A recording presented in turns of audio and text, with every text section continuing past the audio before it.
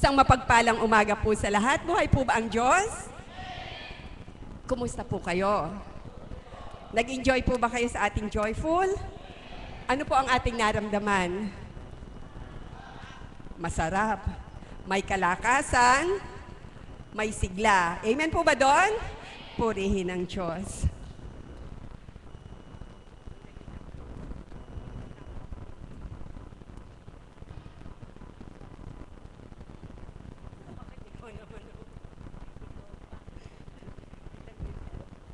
Yon.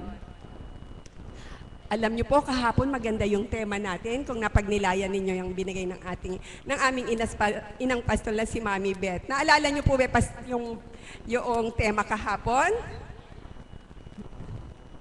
Naalala niyo po. Okay. Sa umaga pong ito, bagamat iilan tayo, ang kinin po natin hanggang maya-maya, puno na tayo. Puno ng lahat ang silya na ito. Amen po ba doon? Amen. Ano nga po ba ang nagagawa ng ating mataimtim na pananalig sa Panginoon? Meron po ba tayong nakakamit dito? Meron po ba tayong nakakamit sa mataimtim na pananalig? Amen. At isa na nga po dito ay ang, ano po? Kagalingan, kagalakan, kapayapaan ng kaisipan. Ano pa po?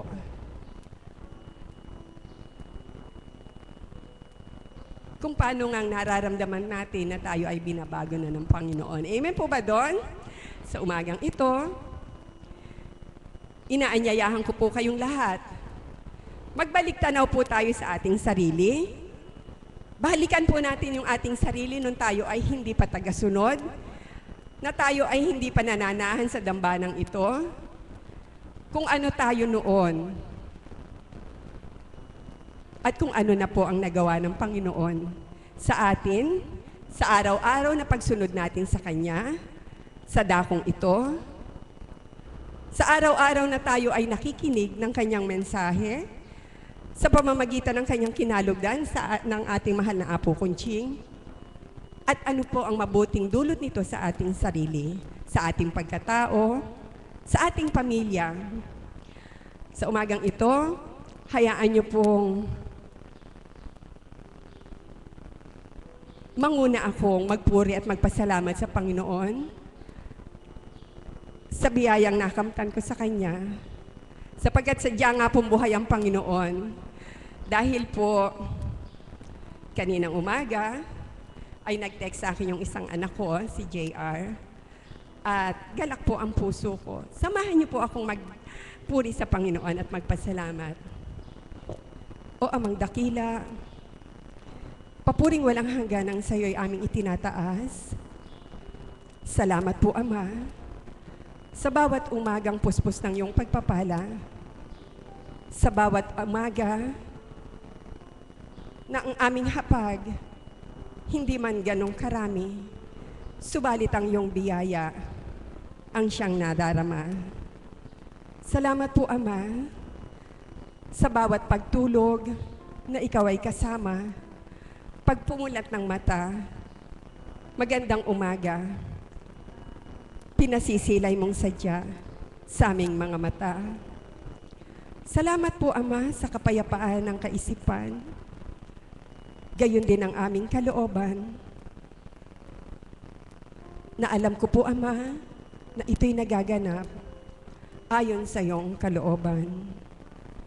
Kundi nga po sa iyo, Ama, walang mangyayari kahit sino mang mayaman kapag siya lamang ang nanangan sa sariling kakayahan.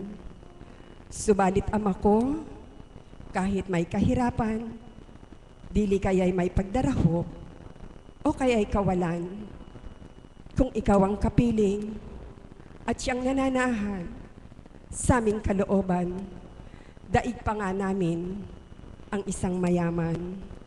Salamat po, Ama. Salamat po sa iyo sa bawat gabay mo at mga patnubay. Salamat po, Ama, sa aking kaisipan na pinupuspos mo ng iyong karunungan. Di man po marapat na sa'yo'y magtapat, ngunit inaangking ko iyong nalilirik, laman ng puso ko, maging kaisipan. Salamat po sa iyo, Ama, sa isang handog mo, ang aming apo Kunching, na sadyang kay buti, mapagpakumbaba, tanging mapagbata, sa bawat daing namin, taimtim na nakikinig, sa bawat problema, kami dinidinig. Ginagamit mong tuwiran upang kami ay tuwirang payapain, agam-agam nitong kalooban. Salamat po, Ama. Salamat po sa iyo. Ang lahat ng papuri ay buong puso naming itinataas sa iyo. Ang lahat po ng aming nakakamit sa araw-araw, nawa, di ka magsawa. Iabot sa aming mga anak mo. Amen. Buhay po ba ang Diyos? Alam niyo po, gaya ng nasabi ko kanina, hindi po ako marapat na mag-share sapagkat ako po ang facilitator for today. Pero sa kapahintulutan po ng marami, gusto ko lang po magpasalamat sa Ama. Sapagkat nga po, ngayong araw na ito, nung mag-text ang anak ko, dahil kagabi tinanong ko siya, anak, sabi ko, nakapag-fingerprint ka na ba ulit? Dahil po nasa medyo malayong lugar siya, hindi naman din kalayuan, Asia din. At sabi niya, Mami, yung po pala ekang pagkaka-fingerprint ko noong October, ay iyon na po pala eka yun. At nagpupuri ako at nagpapasalamat sa Ama, sapagkat kung sa dating buhay ko, marahil ang isasagot ko lang, ay, mabuti naman. Ngunit sa kaloob ng Panginoon, ng Kanyang Espiritu, ang mabuting tugon ay naibalik ko sa anak ko. Sabi ko, anak ko, purihin ang Ama, dakilain siya, sapagkat totoo siya sa Kanyang salita, na sino mang anak niyang matapat sa Kanya, ang mangmahal niya ay di pababayaang sadya. Katagumpayan ay ibibigay. At sabi ko nga sa anak ko, anak, alam mo, huwag kang makalilimot magdasal, magpasalamat sa Panginoon, sapagkat sadyang kay buti niya sa atin, kay buti niya sa iyo, na isaasadsad mo ang bawat araw, ang bawat panahon, di mo namamalayan. Walang paghihirap, walang pagdadala, walang agam-agam. Kapag ang Panginoon ang nanguna, lahat ay maganda. Amen po ba doon?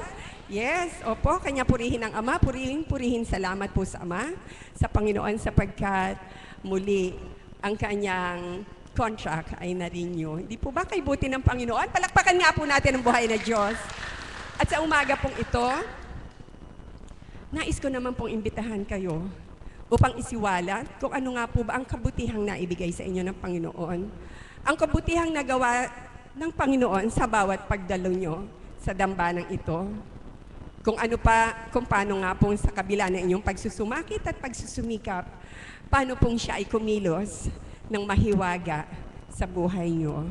Sa umagang ito, nais ko pong tumawag ng isang kapatid upang magsiwalat kung paano nga ang biyaya ng Panginoon, ang hiwaga niya, ang pagpapala niya ay kanyang nakamtan. Palakpakan po natin na si kapatid na, baka mamali ako, Marcos. Marcos po ba?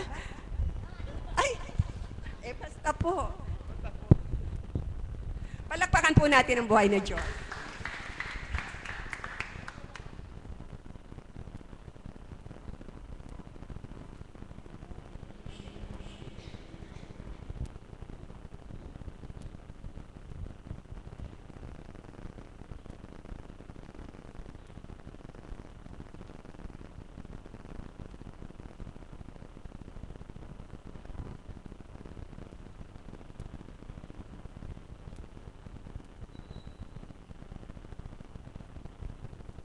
Magandang umaga po sa inyo lahat.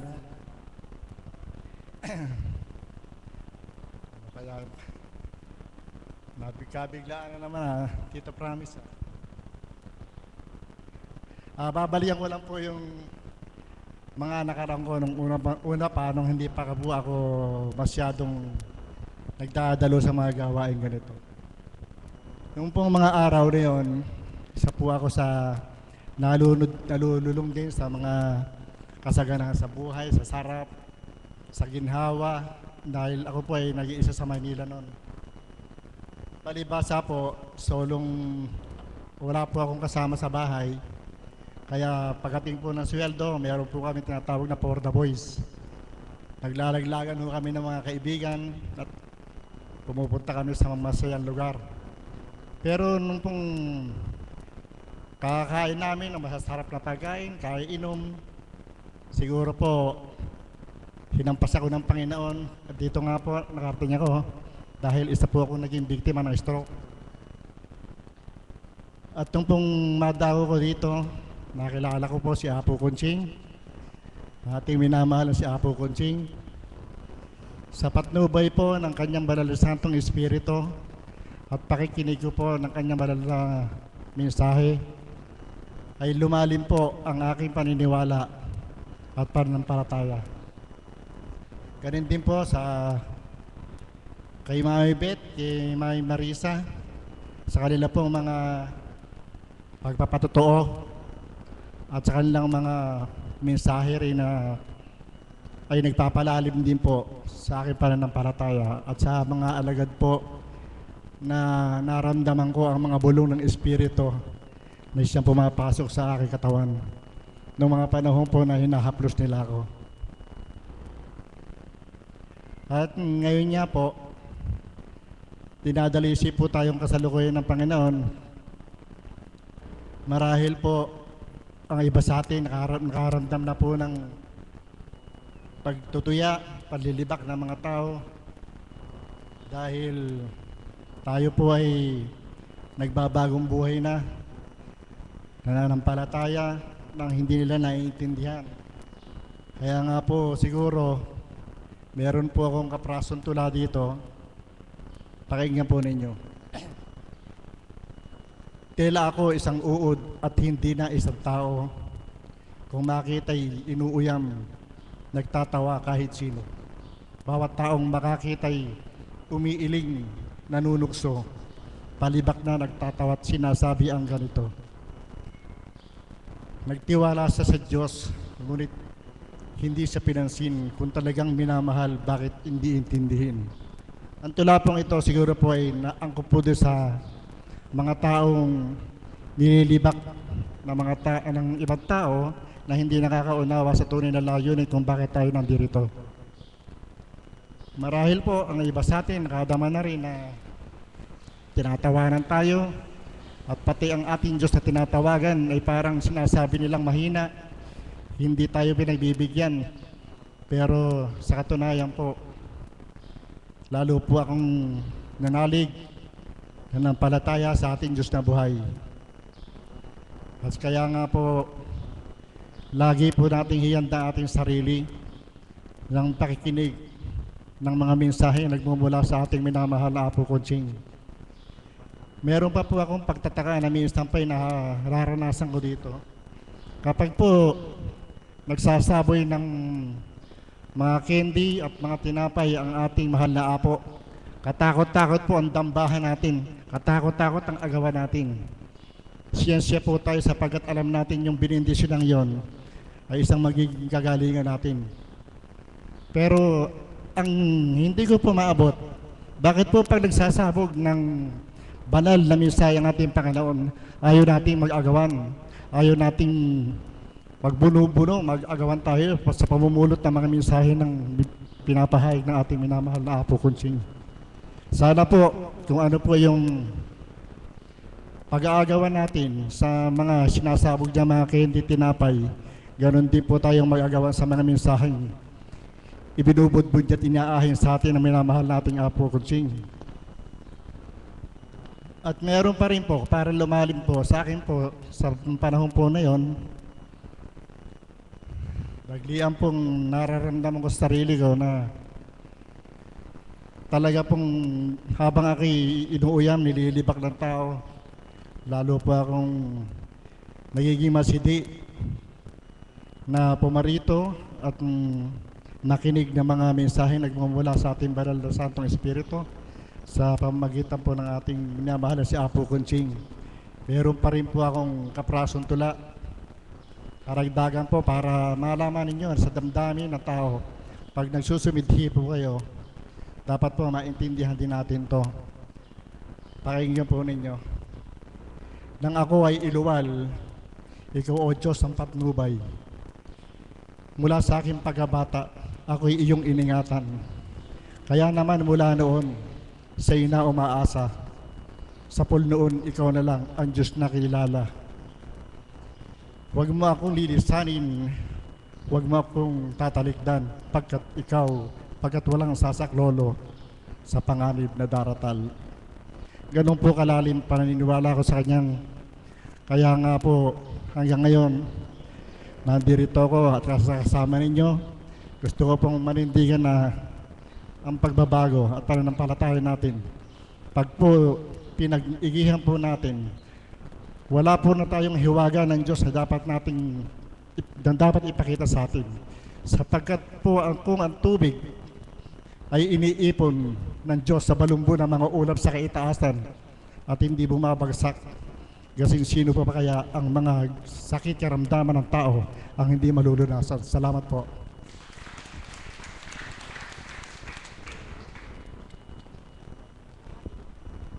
That was very nice. Palakpakan po natin ang buhay na Diyos. Alam niyo po, ang ganda nung sinabi niya. Napagnilayan niyo po ba? Totoo po yun. Pag po nagsasabog ng candy, ng biyaya, ng tinapay, ng bulaklak, totoo naman po yun eh. Di po ba? Halos kung minsan nakakasakit pa tayo ng kapwa natin sa pakikipag-agawan. Amen po ba? Amen po ba doon? Amen. Subalit nga po ba, bakit ang banal na Espiritu na sa katauhan ng ating mahal na Apo Kunching ay nagsasabog ng banal niyang salita? Ang iba po sa inyo natutulog, nakayuko. Amen po ba doon? Ang iba po sa inyo hindi pinapansin, malayo ang tanaw, wala namang tinitingnan. Amen po ba doon? Amen. Pero totoo po, kapag po siguro marahil, kapag po ang salita ng Diyos, ang pinag-agaw-agawan nating lahat po tayo ay may kagalakang matatamo. Amen po ba doon? Amen. Higit pa po sa galak ng lasa ng kending ating natikman. Kabila pa po ng bango ng bulaklak na ating inagaw o ating pinulot sa kanyang pagsasabog. Subalit higit pong iba ang ibayo, ang lamyos, ang bango ng bulaklak ng kanyang salita. I mean to say, ang bango ng kanyang salita ay walang pagkaparang. Ang tamis ng kanyang salita ay walang katapusan. Buti yung pong candy na uubos ang tamis, di ba? Pero po ang kanyang salita sadyang kaiinam. At yung pong kanyang tula, alam niyo po, kahit po si Mami Beth, sabihin na natin si Mami Beth po talagang marunong yan. Wala pong kaduda-duda dyan.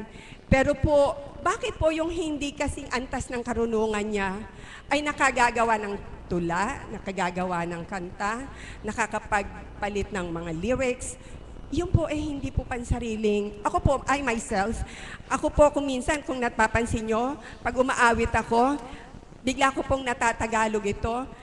Pero ito po ay inaangking kong kaloob sa akin ng Panginoon. Ito po ay isang regalo sa akin sapagkat kung sa akin nga lang po, malay ko nga po bang gawin pa yung mga yon sa bilang pagkatao. Subalit, yun po ang biyaya na natatamo natin sa ating mataimtim na pagkilala sa Panginoon. Palakpakan po natin ang banal na Diyos.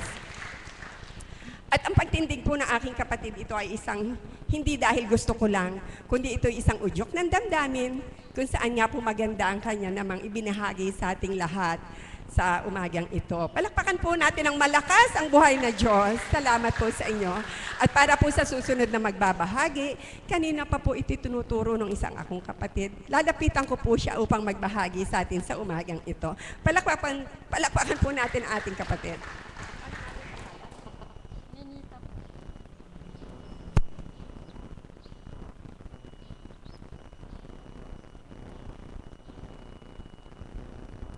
Magandang umaga po sa inyong lahat.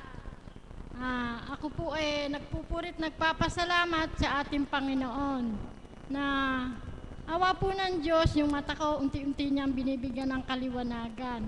At nagpapasalamat din po ako sa Apong Kontsing na kinalugdan niya, na pinapanuugan niya ng banal na espiritu para ipahayag sa atin ang mabuting salita ng ating Panginoon.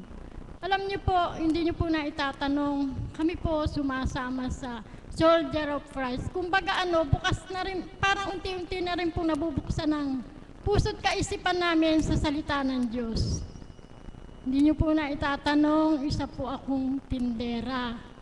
Ako po ay mapakasipag magtinda. Nagtitinda po ako ng damit, ng kobre kama, panjama, short. Nagtitinda pa po ako, sumasideline ako ng tuyo, ng mga kasangkapan, mga baso, lahat na po. Pero po ang buhay pala natin, ang Panginoon Diyos ang nagpapasya ng lahat. Alam niyo po, nung patay na po yung asawa ko, kamamatay lang noong September 22. Ngayon po, nung po siya mailibing, hindi po nagtagal, nagka-depresya po ang mata ko, hindi na ako naghanap buhay. Andito na lang po ako, siguro, itinabuhi po ako ng Panginoon dito. Araw-araw po, andito kami, mag-ina na lang po kami sa bahay, yung anak ko. Wala na nga po yung asawa ko, 3 lang po yung anak ko, 2 po yung may asawa na. 2 na lang po kami sa bahay. Ngayon po, napagpasyahan ko, yung mata ko po na to, operahin po ito, nakarating na ako ng PGH. Ang sabi po, wala nang lunas, kundi operahan na lang. Natakot po ako, hindi na ako bumalik sa PGH, dito na lang po ako nagpunta. Pero ngayon po, unti-unti na po nakakakita ng liwanag yung mata ko. Sabi po ng kapatid ko, bumalik ka dito sa Manila, kung wala kang pera ako, bahala sa'yo. Sabi, huwag kang mag-intindi. Hindi po ako bumalik, natakot po ako, baka ako mabulag yung mata ko. Pero ngayon po, unti-unting nagkakaroon ng liwanag yung aking mata. Kaya po tayo, manampalataya na lang tayo sa Panginoon Diyos. Wala tayong ibang pupuntahan, kundi puro sa Diyos na lang tayo tatawag. Ngayon po, hindi na ako naghahanap buhay. Sabi ng anak ko, Nanay, mamimili na ako, magtitinda ka na ba? Sabi ko, hindi. Sabi ko, bahala na si Lord kung ano ang ano niya sa akin. Siya na lang inaantay kung kasya kung ano sa buhay ko ang magiging ano namin. Kaya sabi ko nga, bahala na si Lord. Siya nakakaalam ng lahat. Siya ang nagbibigay ng pasya sa buhay natin kung ano palang magaganap sa buhay natin. Yun lang po at maraming salamat. Maraming salamat po sa iyo, mahal na kapatid. Alam niyo po, sa dakong ito, hindi po pinag-uusapan kung ikaw ay marunong, kung ikaw ay propesor, kung ikaw ay ano paman. Wala din pong kaso kung ikaw ay nagtitinda ng arinola, kasirola, palanggana, pinggan, kutsara. Hindi po yun pinag-uusapan. Na kapag po tayo ay nadako sa gawing ito, sa banal na dambanang ito, at kapag atin pong nadama ang biyaya ng Panginoon, ang kanyang hiwaga, ang kanyang himala, ang kanyang pagpapala, buong lakas tapang po nating isiwalat sa buong mundo. Buong mundo po yung sinabi ko. Bakit po buong mundo? Kasi nga po tayo ay naka-internet na ngayon. Hindi po kayo lang dito ang nakikinig, kundi po mayroon din po tayo mga kapatid sa ibang bansa na sa kabila ng puyat, sila ay matamang nakikinig, nagtsatsaga upang mapanood ang ating pagbabahagi sapagkat no matter how short, ibig ko po sabihin, kahit maikliman o dili kaya'y mahaba, basta't may katotohanan, ito ay kalugod-lugod sa amang dakila. Palakpakan po natin ang buhay na Diyos.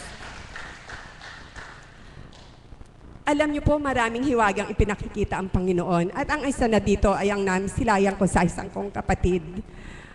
Kung paano nga pong isinadsad nila ang kanilang dalahin, ang karimdaman. At talaga buong kataimtiman nila sila ay tumugon sa kung ano man ang inaata sa kanilang mangyari at gawin at siyang makalulunas sa kanilang karamdaman. Para po dito, gusto kong tawagin ang aking kapatid na Edwin Miranda upang isiwalat sa umagang ito kung paano kahiwagang ipinagkaloob sa kanya ang kanyang kagalingan. Palakpakan po natin ang ating kapatid.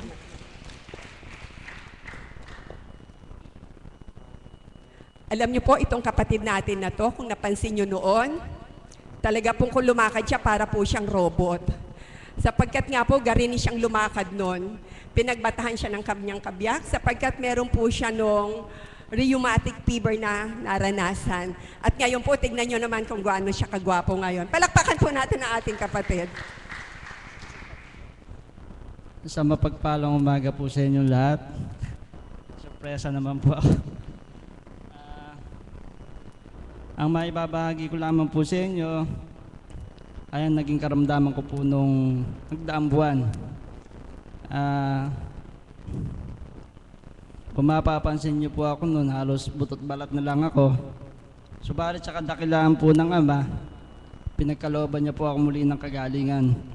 Sa pamamagitan po ng pagbabanyos at sa mga banal na aral ng ating Panginoon sa katawan ni Apo Conching, ako po ay muling nagkaroon ng katatagan.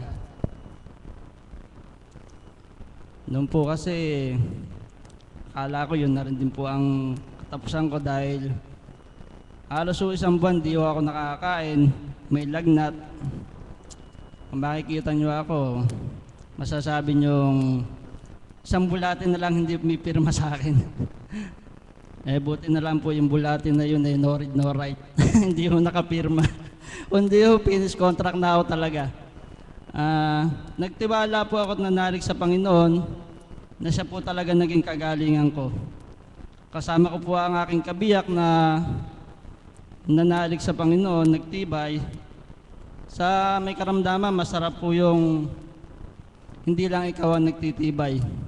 Kasama ho ang kabiyak, ang pamilya na nagtitiwala sa Panginoon. Yun lamang po't maraming salamat po.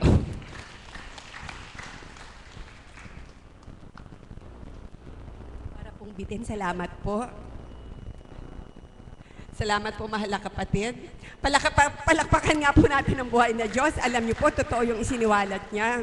Kung siya po, kung ilan sa inyo napansin siya noon, talaga pong pinagbatahan siya ang todo-todo ng kanyang kabiyak ng puso. At iyon po ay isang biyaya ng Panginoon. Na kapag po, sabi niya nga, na kapag po kayo ay may kasamang kapamilya, na nananalig, nagtitiwalang ganap. Ibayo pa po, higit pa po sa sapat ang ating makakamit. Amen po ba doon? Napakabuti po ng Panginoon sapagkat namataan ko po, nasilayan ko po kung paano silang mag-asawa ay nagbata, 10 nung kanilang mga anak. At yung nga po mga anak nila, ang 3 doon ay kawan ko. Palakpakan po natin ang buhay na Diyos. Alam niyo po, nung pong ako'y bago-bagong alagad, nagtataka po ako noon, sabi ko, bakit kaya itong alagad na to ay ganun na lang? Sabi nga po nila parang praning. Parang praning kung paano po siyang kumilos, basta na lang po siya kakanta. Tapos po makikita mo siya, bigla na lang umiingdak, ganyan siya ng ganyan, kanta siya ng kanta. At doon po ay may napulot ako sa kanya. Totoo po ito. Marahil hindi niya po alam na siya yon. At yun nga po, nung yun naman po ang dumating sa katauhan ko, na kung paano nga pong kay sarap po palang magpuri sa Panginoon, na kahit po hindi ka kumakanta, ay kumakanta yung isip mo para sa Kanya. At sila nga po ay idol na idol ko. Actually, hindi lang po siya isa. 2 or probably 3 pa. Pero po sa pagkakataong ito, hindi pa po siya nun ganun kaano, pero kung paano po siya nagmithi. At pagka ito'y ibinabahagi niya, galak na galak ang puso ko. Isa nga po dito ay ang aming inang pastol, at ang isa po ay ang ating mother of the house, si Mami Maris. Ang inang pastol po kasi ito ay ang amin pong inang pastol na si Mami Beth, ito po kasi yung pong oras niya kasi divide minus equal plus eh. Parang ganun po. Parang, opo, parang hindi ko maintindihan yung arithmetic niya eh. Eh ako po tanungin mo na ng English, makasasagot pa. Wag mo lang po akong tatanungin ng math, ituturo ko ang aming inang pastol. Kaya't sa umagang ito, gusto ko pong pakinggan natin kung paanong nag-divide minus plus equals 2 ang aming inang pastol. Palakpakan po natin si Mami Beth.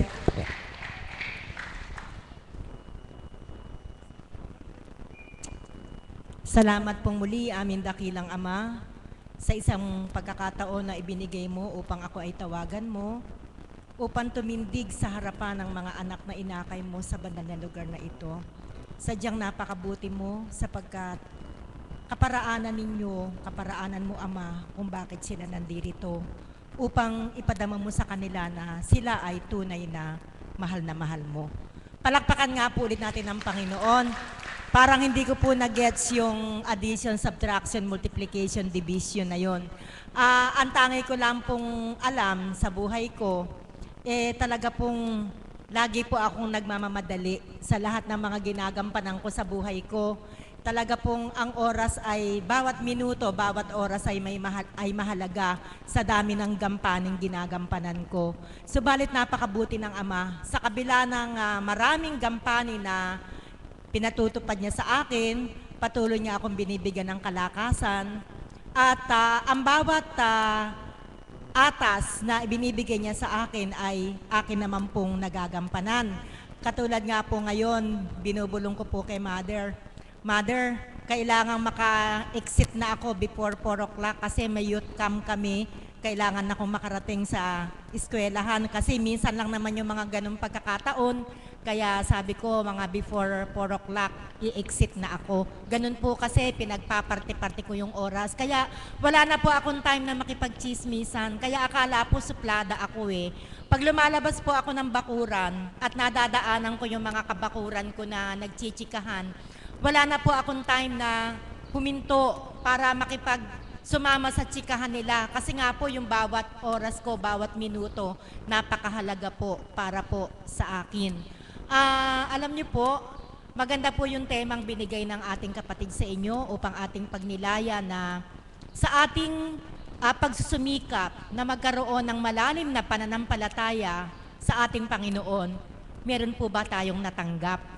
Meron po ba tayong napala? Siyempre po meron. Ano po, sa bawat oras na binibigay natin sa Panginoon, hindi po tayo nalulugi.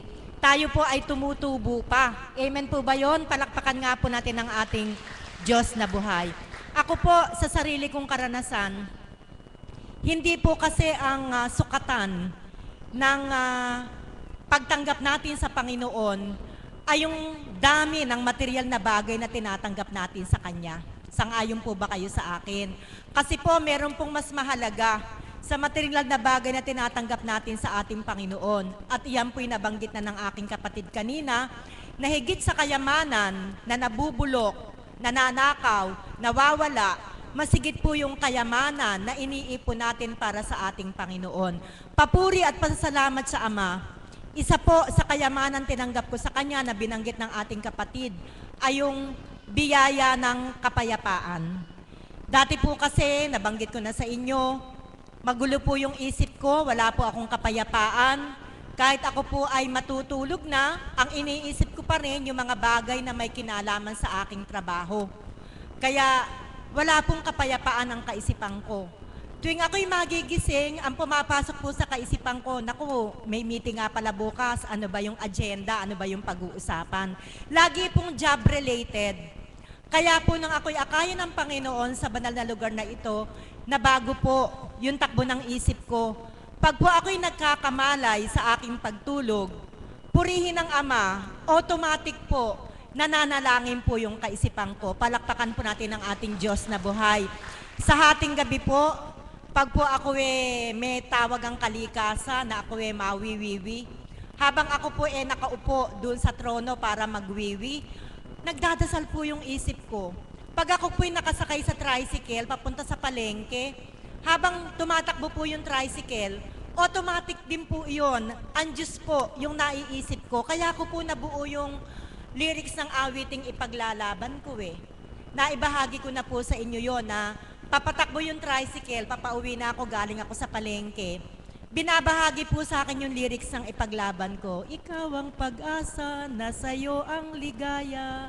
Sa piling mo, Ama, buhay ko ay nagbago. Yun po, yung madalas pong kinakanta ng aking magagaling na member ng choir. Pagdating po sa bahay, para hindi ko po makalimutan, isinulat ko. Napakadakila po ng Panginoon. Sapagkat kahit na binabahagi niya, on my way home na ako'y nakasakay sa tricycle, wala po ako ni isang salita mang nakalimutan dun sa awit na ibinahagi niya sa akin. At nung minsan po, hindi po ako nagkakamali, kaya batid ko po na napakadakila ng ating Panginoon. Pag may gustong ibahagi sa'yo, ibabahagi sa'yo. 7th year anniversary ng ating mahal na Apo Kunching. 7 taon. Noon po kasi ako nakarating dito nung 7 taong anibersaryo ng ating mahal na Apo Kunching, noon po ako nakarating. Alam niyo po, nandun po ako sa itaas, namamahinga, nakahiga ako. Binahagi po sa akin yung lyrics ng We sing mabuhay, we sing mabuhay, kay Apo Kunching. Binahagi po niya sa akin yon. Alam niyo po, napakadakila ng Panginoon. Bakit po? Yung awit hindi naluluma. Amen po ba? Kasi dumaan yung sa 7 taon ng pag-aakay. Natapos pa 7 taon. Ano pa ang sumunod? Sa 8 taon. At ngayon po, nasaan na tayo? Sa 13 taon. At sa 1 taon, sa 14 na taon, wala pong pagkaluma ang awitin. Yan po'y hindi galing sa akin, kundi ibinahagi po sa aking kaisipan ng ating Diyos na buhay. Yan po yung sinasabi ko na biyayang natanggap ko mula sa Panginoon. Sa dating buhay, wala po sa akin yung mga ganyan lyrics ng awitin na may kinalaman sa Panginoon. Ang laman po ng kaisipan ko, ang lagi kong iniisip, ano bang seminar yung ibibigay? Lesson planning ba? Test construction ba? Classroom management ba? Teaching methodologies pa? Yan po ang laging laman ng kaisipan ko. Ngayon po, pinawing lahat ng Panginoon yon. Palakpakan po na ng atin ng Diyos na buhay. Ang ipinalit po niya sa aking kaisipan ay pag-iisip ng kanyang mga aral na ibabahagi ko hindi sa kapwa ko guro, kundi sa mga kapatid ko na katulad ninyo. Kaya't napakadakila po ang ginawa sa akin ng Panginoon. Isa pa po na napakagandang ginawa sa akin ng Panginoon, dati po, masyado akong maintindihin sa problema. Ako din po yung taong masyadong ma-stress. Binago po ng Panginoon yan. Binigyan po ako ng kapayapaan at itinuro po niya sa akin na kung ikaw ay ganap na nagtitiwala sa akin, bakit kailangan mong pagurin yung isip mo? Iyalay mo lahat sa akin. Ako ang bahala sa'yo. Kaya lahat po ng worries sa buhay ko, tinanggal na po niya, sapagkat natuto po akong magtiwala na hindi ako dapat manangan sa sarili kong kakayahan. Hindi ako dapat manangan sa sarili kong talino, kundi dapat akong humawak sa kanyang kapangyarihan na siyang magtuturo sa akin kung ano ang marapat kong gawin. Napakasarap po pala, sapagkat kalmante ka. Hindi ka na kailangang uminom ng pampakalma. Ang Panginoon ang magpapakalma ng kaisipan mo para maging mapayapa ang takbo ng kaisipan mo. Kaya po, alam niyo po ngayon, ayoko na pong dumidikit dun sa mga taong masyadong ma-stress, sa mga taong mga negatibo. Ayoko na pong dumidikit sa kanila. Bakit? Dahil ayoko nang mahawa. Tinanggal na sa akin ng Panginoon, ayoko nang mabalik. Ang lakas po kasing magpahina ng katawan Ang lakas makahina ng espiritu. At ang sabi ko sa inyo kahapon, pag mahina ang espiritu, hihina ang inyong katawan lupa. Alam niyo po, binigyan ko sila ng pangalan. Ang tawag ko sa mga taong gano'n na laging negative, hindi pa nangyayari, iniisip na yung mga mangyayari, nabuti sana kung maganda yung iniisip na mangyayari Anong iniisip nila? Laging negatibo, laging may takot, laging may pangamba. Ayaw ko na po sa kanila. Kung sila po'y dudulog sa akin, lalapit sa akin para humingi ng payo sa kalooban ng Ama, papayuhan ko sila kung ano ang marapat nilang gawin. At ang payong ibibigay ko sa kanila ay sundin at gawin kung ano ang ginawa sa akin ng Panginoon. Always think positive. Never think of the negative things. Alam niyo pong tawag ko sa mga taong ganyan, nadidikit sa'yo tapos sasabihin sa'yo puro mga problema. Mga problema naman ng mga katang-isip lang. Bakit? Hindi pa nangyayari, pinangyayari na nila.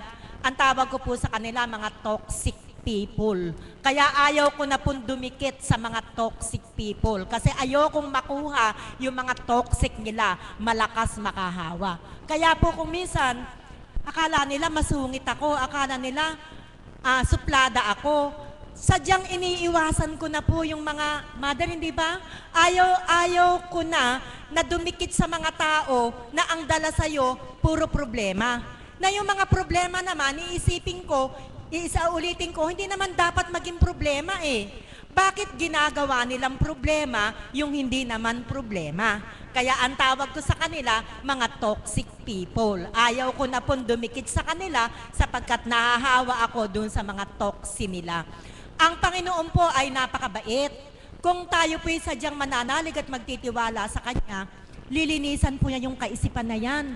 Sapagkat ang gusto po ng Panginoon, araw-araw masaya tayo.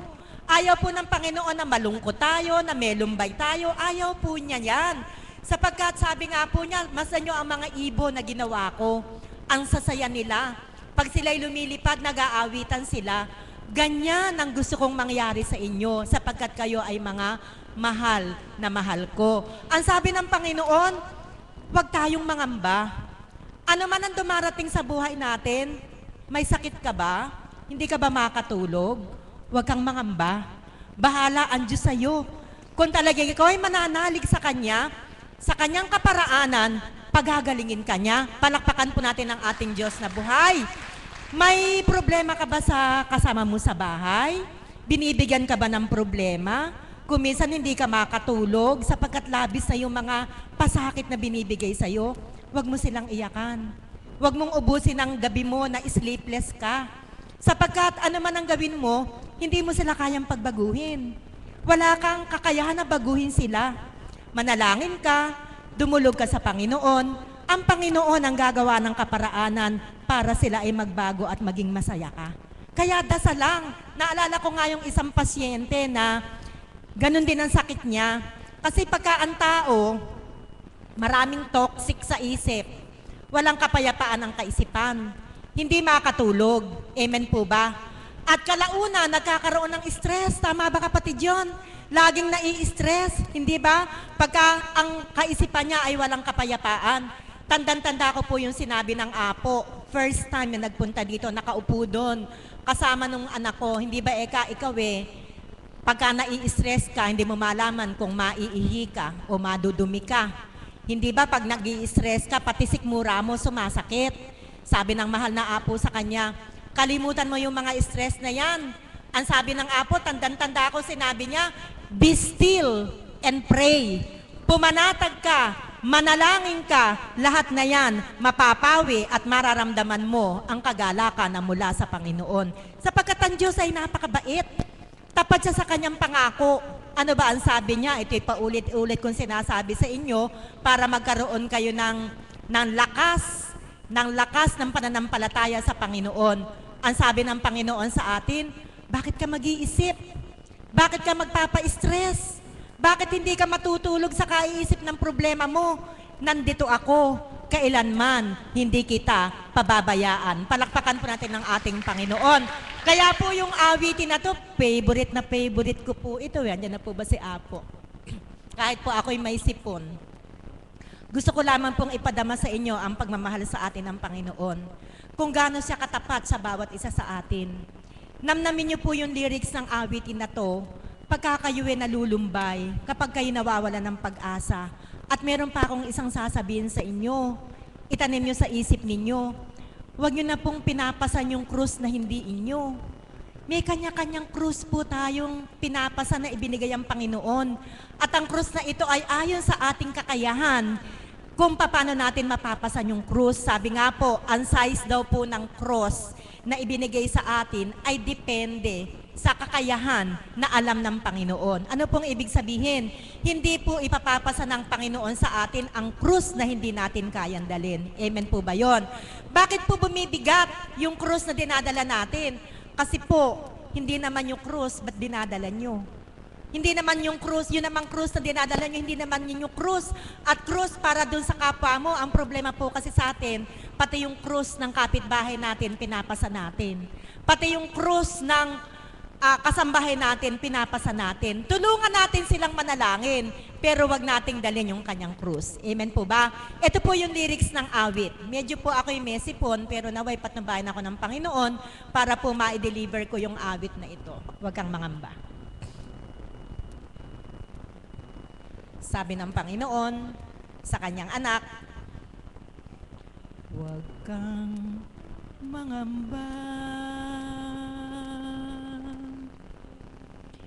Di ka nag-isa, sasamahan kita, saan man magpunta.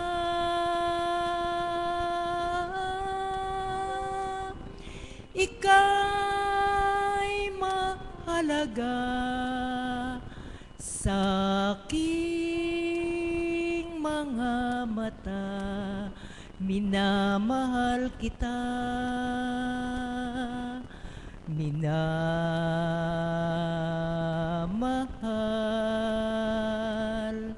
kita.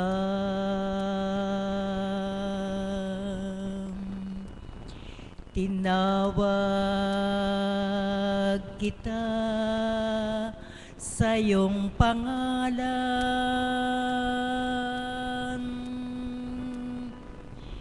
Ikaw ay akin magpakailanman. Ako ang Panginoon mo at Diyos, tagapagligtas mo at tagatubos. Huwag kang mangamba, di ka nag-isa, sasamahan kita, saan man magpunta.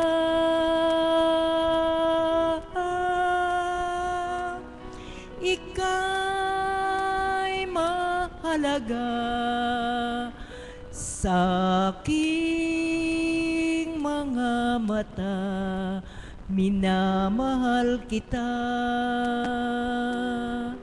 minamahal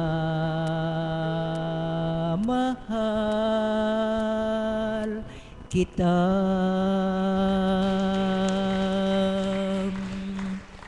Sa tubig kita'y sasagipin,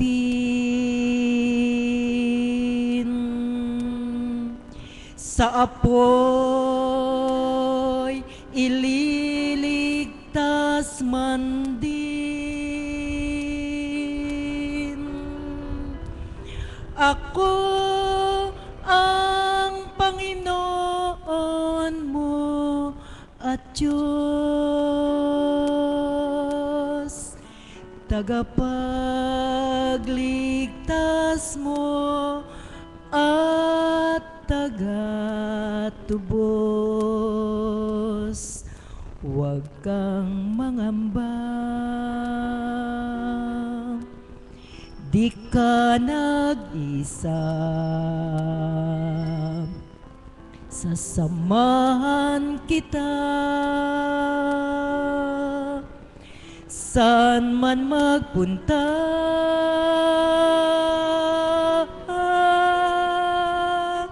Ika'y mahalaga sa aking mga mata, minamahal kita, minamahal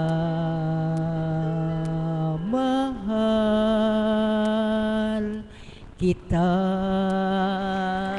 Alam niyo po, namnamin niyo lang yung awit nun, yung lyrics ng awitin na yun. Bakit po kayo mangangamba? Anong sabi niya?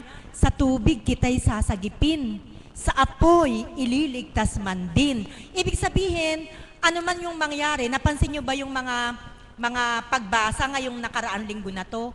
Puro po sa sinasabi nilang end of the world, di ba? Nakikita na raw yung mga signs, yun daw mga lindol, yung mga baha, yung mga malalakas na bagyo, yung mga tagutom, yung mga sakit na mahirap pagalingin, yan daw po yung signs. Bakit po tayo mangangamba? Sabi ng banal na Espiritu sa katauhan ng ating mahal na Apo Kunching, pumanatag lang tayo. Isipin natin na may Diyos na magliligtas sa atin. Kaya nabalitaan nyo bang sasabog ang Angat Dam? Pumanatag lang kayo. Sa kaparaanan ng Ama, siya ang magliligtas sa atin. Magandang umaga po at maraming salamat. Very well said. Sabi po ng Inang Pastol kanina, Inang Pastol, maraming salamat. Sabi po kanina ng Inang Pastol, hindi niya na-gets kung paano yung sinabi kong minus plus equals divided by plus, ganon. Ganito lang po yun. Sa kanya po mga isiniwalat, it is more than minus plus equals 2 divided by pa. Di po ba? Palakpakan po natin ang buhay na Diyos. Yes. Sapagkat po sa kanyang mga tinuran, kung tayo po ay nakinig na mainam, kahit ano pa pong equation ang ibigay sa ating buhay ng Panginoon, maging ito ay isang matinding pagdalisay kapag sa equation na ito, ang Panginoon ang siyang nanguna sa ating pagkatao, sa ating puso't isipan, ang lahat ay magiging magaang. Amen po ba doon? Amen. Palakpakan po natin ng malakas ang buhay na Diyos. Yes. Alam niyo po, sadyang napakabuti ng Panginoon. Kahit ano pa po ang dumadating sa atin, sa ating buhay, kahit ano pa po, gaano kalaki ang ibinibigay niyang dalahin o problema. Ang sabi nga po ng Inang Pastol, hindi tayo bibigyan ng Panginoon ng krus na mas malaki pa sa atin. Amen po ba doon? Yes, I claim it. Dahil ako din po, kung minsan nga po, akala ko, kasing laki ko yung krus na binigay sa akin, yung pala, maliit-liit lang. Palakpakan po natin ang buhay na Diyos. Bakit ko po nasabing maliit? Sapagkat nga po, ang nagpapalaki po pala ng krus na mabigat sa ating pagkatao ay ang madumi nating kaisipan. Di po ba? As what you have said, sabi niya, pinapangunahan natin ng Panginoon. Hindi pa nagaganap, sa atin naganap na. Amen po ba doon? So, sino ang nanguna? Sino ang nanguna? Ang Chaplo, di po ba? Sapagkat nga po, hindi pa ibinibigay ng Panginoon, tinapos na natin, di po ba? So meaning to say, pinangunahan pa natin. At gaya po kung natatandaan nyo, kahapon, the other day nag-share si kapatid na Marisa, si kapatid na Marie. Ang sabi niya po, yun daw pong kalaban, at ito po yung nadinig ko na din po ito. Yun daw pong kalaban, wala siyang kapasidad na bumasa ng isip at kalooban ng tao. Amen po ba doon? Subalit yung kalaban, laging nakaabang para doon sa kung ano man yung sasabihin natin, pinangungunahan. Amen po ba doon? Yes, kung kaya't kung ano man yung dalahin natin, at siya nating laging iniisip, lagi nating daladala, hindi na tayo wala na tayong katiwasayan, very decomposed na tayo, paano na tayong naaagnas. Yung pa din problema yung dinadala natin. Kanya po, natatalo tayo ng ating kaisipan. Amen po ba doon? Subalit,